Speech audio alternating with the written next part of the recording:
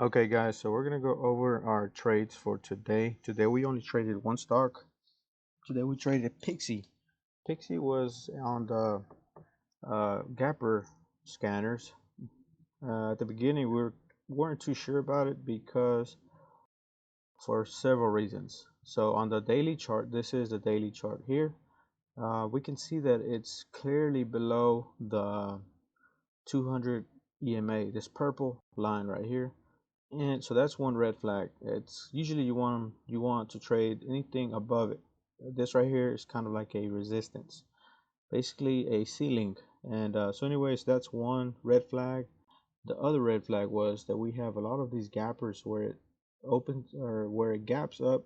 So for example here, it was trading at 807 the day before, and it gapped up to 27, and then it just failed, or it just failed. Big red candle on that on that candle right there, big one. So that's not really attractive.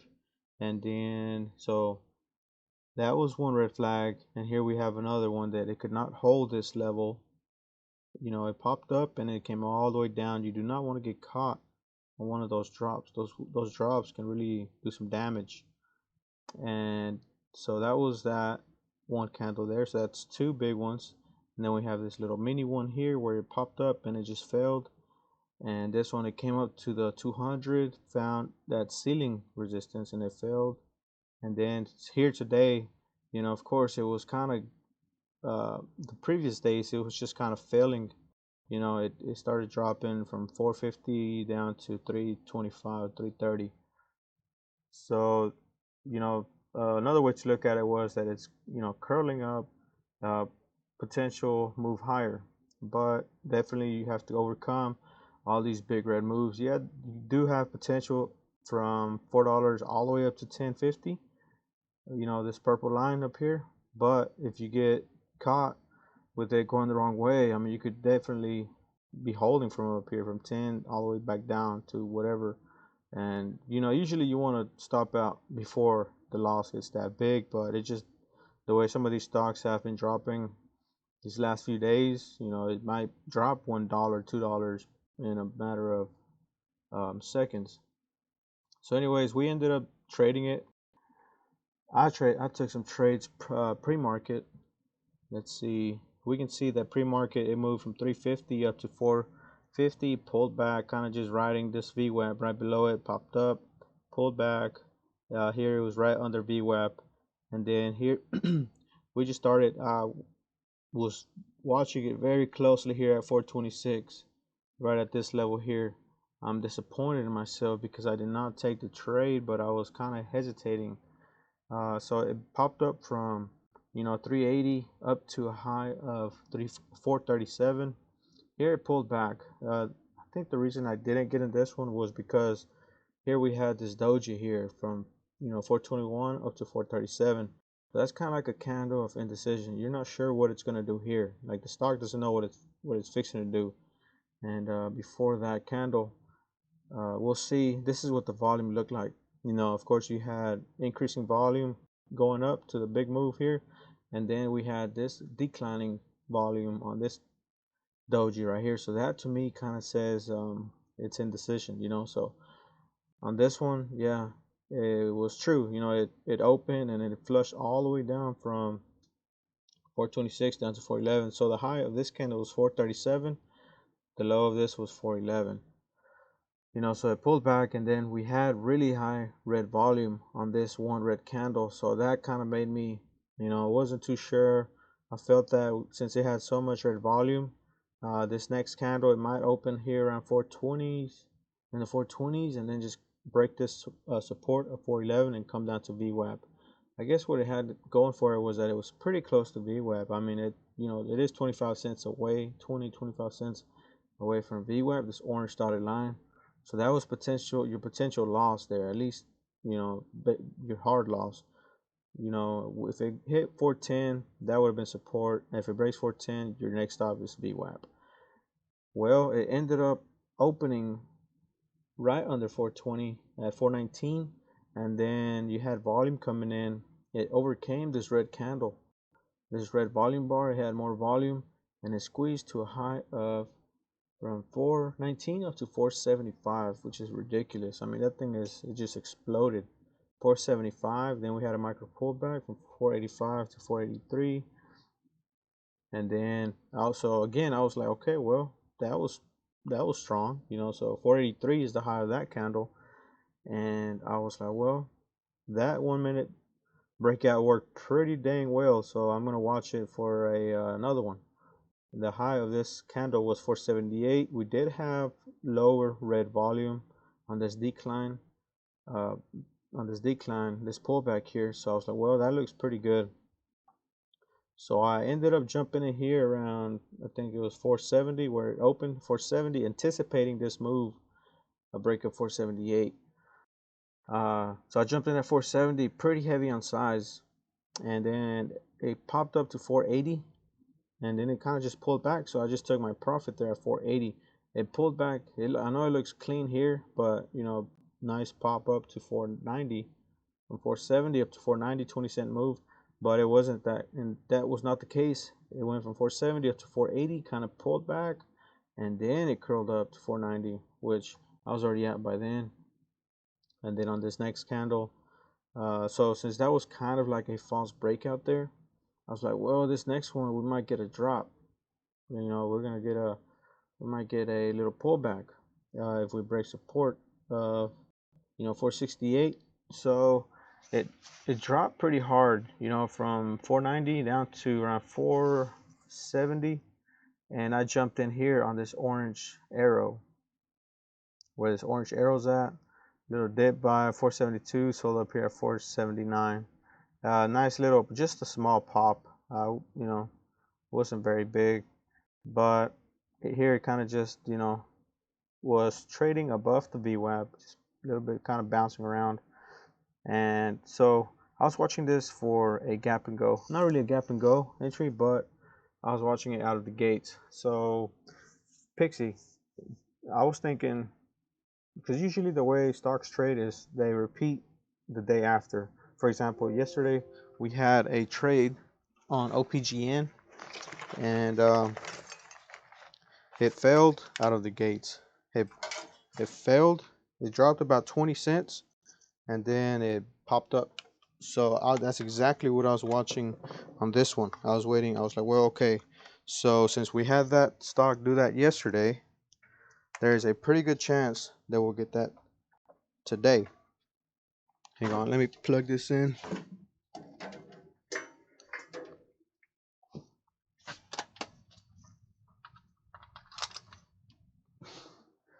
Okay, so I was like, there's a good chance that it might repeat that. So your entry. So this candle's high was 469, the low was 455. The $0.50, I mean, it's pretty much exact like it was on yesterday's OPGN, yesterday's stock. It was at around the $0.50, and it failed the $0.50, and then it failed it, and it came back up. It bounced. So I was like, okay, well, I'm not gonna trade it right out of the gates. I'm gonna wait for a pullback, and then I'll jump in. So the only thing I wish I would have done differently is, since it was a dip buy, basically buying at support, you have a lot more room for, a lot more potential than, because since you're already buying at the bottom, it can only go, I mean, it could go down quite a bit, but you're already down at the bottom. If it continues to go lower, just stop out and, cut your loss, compared to if you buy, way up here. If you buy up here for a breakout, you're buying pretty extended, potentially from 461 up to 492. You're buying 30 cents high if you jump in up here, compared to if you jump down here. If you enter down here, your trade down at the low 466, your stop will be 461. So just 5-cent stop right there, compared to 30 cents if you jump in up here. So I've told myself this plenty of times, but I still don't listen to my own advice. So I wish I would have, on the dip, I wish I would have went in super heavy on size for the move up. I ended up just jumping in with normal size. Here you can see that it opened at 450. It dropped down to 431. Let's see, 431. So I jumped in. My entry was 434, and it popped up to Well, I sold at 440, but it went back up to 450, so that would have been a nice 20 cents profit there. I only captured 10 cents of it. And then so this one's pretty interesting. uh, so that was one setup. A dip buy out of the gates, and then since it's riding right below VWAP, yes, that is kind of showing weakness. At the same time, could be a potential break to the upside, for the highs, and then potentially hit this high of 492, $5. But of course, you had a doji here, another doji there, kind of like a big body doji, another doji here. The only difference here is that this is a green doji, so it's kind of indicating a reversal. Volume was a little bit almost to the high of that, so that right there is kind of like a curl up. The same here, the candles is matching up to the volume bars, is curling up. And then so entry of 450 for a break of this level of 450, a break of the VWAP. So from 450 up to 460. So that's a nice little 10-cent squeeze there. And then from here 460, you micro pullback since it's already above the VWAP. An entry up here would be safer. Of course, it is pretty risky. It could double top 460 and come all the way down to 435 this low. But usually, if you jump in here at 460, you don't want it to break VWAP 455. So I guess your stop would be, from 460 down to 455, 5 cents. Definitely the half dollar. You don't want it to break the half dollar. So potentially risking 10 cents. It moved up, from 460 to 480. So that's nice, 2-to-1 profit to loss ratio. Very nice. 480, and then here it just explodes. It hits a high of 514. You met your target, your profit target of high pre-market high of 492. Squeezed way past that.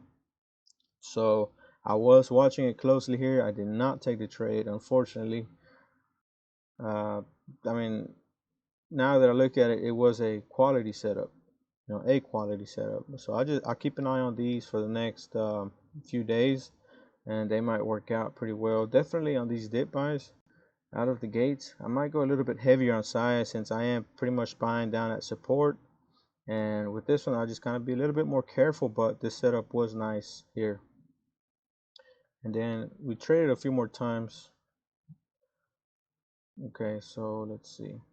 Another place that I got in was let's see, so we had a pullback entry on this one. Basically kind of the same thing as over here, but this was a little bit of an exaggerated drop. We had a false breakout here of the high.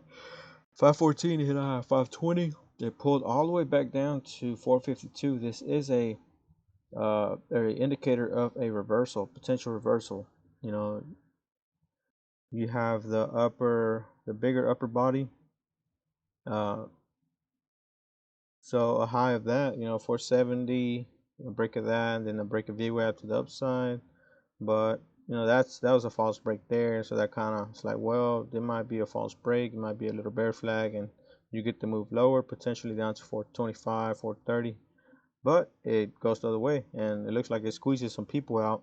So $5 is the high. It pulled back here. I was watching for the 1-minute pullback or slash bull flag. So 498 for $5 is a potential entry. So kind of what you want here is, you jump in right under 5 for a squeeze up to 520. That's what I was watching for. It dipped pretty hard down to no, actually, yeah. So that's what I was watching there. I guess a red flag on this trade would have been that yeah, on this pop up, we had high volume on this candle, and on this next one, this was a doji. It was a doji with a high of 498. We do have declining volume, so that kind of indicates a little bit of a pullback. But I went ahead and took the trade. The entry was on this candle at $5, and it hit a high of like 505. It was just a 5-cent profit.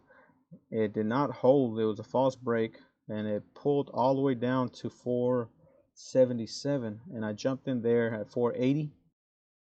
And then, basically buying that support, kind of what I was talking about earlier. You're buying that support. My entry was at 480. VWAP is 77. So I jump in at 80. If it doesn't work, I stop out. If it doesn't work and it starts failing, I stop out at VWAP. Just 3 cents a loss. Or if I want to give it more room, I hold it down to this support line of 70. And if it doesn't work, really, this is what you want. You want it to hold VWAP. If you give it a lot of room, down to 450, that's 20, 30, that's 30 cents of extra. You know, you're you could easily stop that at 3 cents, and instead of having a 3 cent loss, you have a 30 cent loss. So it's whatever's convenient for you, whatever your risk tolerant, that's all up to you. But to me, that would have been a nice stop there.